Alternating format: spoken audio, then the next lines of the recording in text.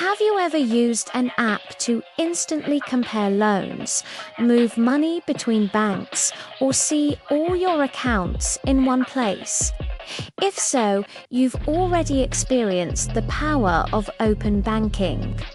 In the next 10 minutes, we're going to uncover the truth about this financial revolution. I'll explain what it is, how the technology works, and why it's fundamentally reshaping the future of your money. We'll explore its origins, its global impact, and what's coming next. This isn't just a trend, it's a profound shift in who controls your financial data. Let's break it down. Hi everyone, I'm glad you're here. Today we're re-diving into something that's quietly changing the way the world moves money: open banking.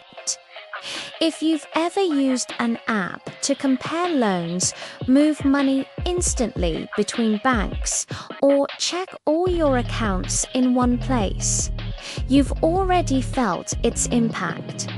But where did it start? How does it work? And why is it transforming the future of finance? Let's break it down from a banker's perspective. Open banking began as a regulatory experiment, a push to make banks more transparent. In 2018, the European Union SPD2 Directive and the UK's Open Banking Initiative forced major banks to open up customer-permissioned data to third-party developers using secure APIs. It was revolutionary. For the first time, the data that used to sit locked inside bank vaults could move safely and with customer consent. And with that, a new financial ecosystem was born, one where your financial data could finally work for you.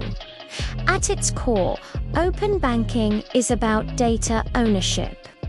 It says that you, not your bank, own your financial history, your transactions, spending patterns, and income data.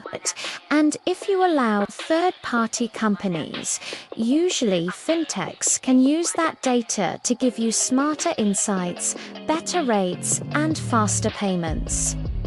It's not just an upgrade to banking, it's a philosophical shift. For the first time in modern finance, power is moving away from institutions and toward the individual. The real magic behind open banking is the API, or application programming interface. Think of it as a secure digital bridge that lets one system talk to another. When you connect a budgeting app to your bank, that's an API in action.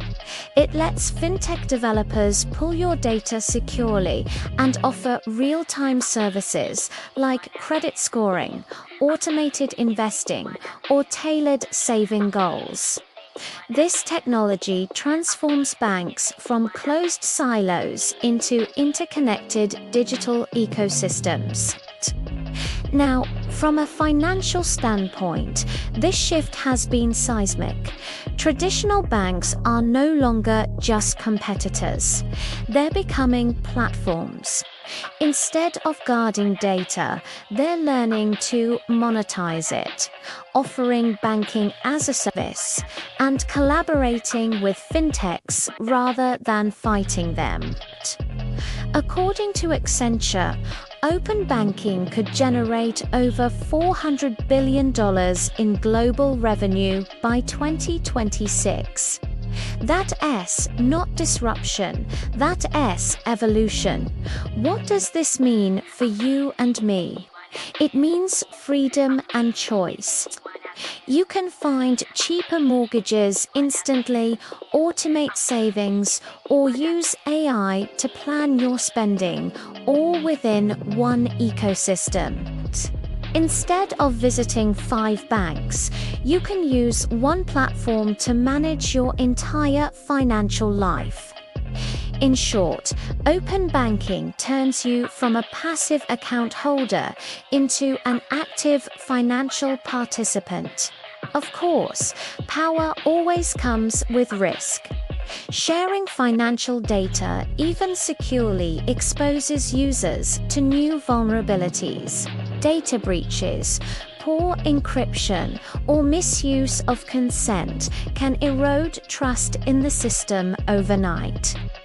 That's why regulations like PSD2, GDPR, and the UK's Open Banking Standard exist to protect consumers through encryption, consent management, and strict accountability. But technology alone can't secure trust. It takes ethical leadership and financial literacy to make sure innovation doesn't outpace responsibility. Fintech startups were the first to seize the opportunity, building sleek user-first solutions. But now, big tech is entering the game. Companies like Apple, Google, and Amazon are embedding financial services directly into their ecosystems. They have scale, AI, and data, three things banks never had in abundance. This changes everything. The line between your financial life and your digital life is disappearing. Different countries are writing different versions of the open banking story. The UK and Europe took a regulatory-first approach. Australia expanded it into something bigger called the Consumer Data Right, which includes energy and telecom data. Singapore embraced innovation through government-led partnerships.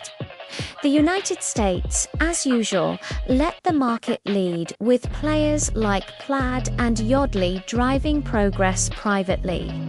Each model reflects a national philosophy: control versus freedom, regulation versus innovation. But open banking is just the start. The next phase is open finance, where banking data connects with insurance, investments, and pensions. Eventually, we'll reach open data where financial information interacts with healthcare, retail, and beyond. Imagine a world where your car insurance adjusts dynamically based on your real spending and travel patterns. That's not science fiction. It's data-driven economics. The future of finance isn't about banks or apps. It's about trust, transparency, and intelligent collaboration between people and technology. Open banking is not just a system, it's a statement that your financial data belongs to you, and your future should be shaped by your choices. The question now isn't whether open banking will succeed. It's how quickly we'll adapt to a world where data is the new currency of trust. Thank you so much for joining me today to explore the future of finance.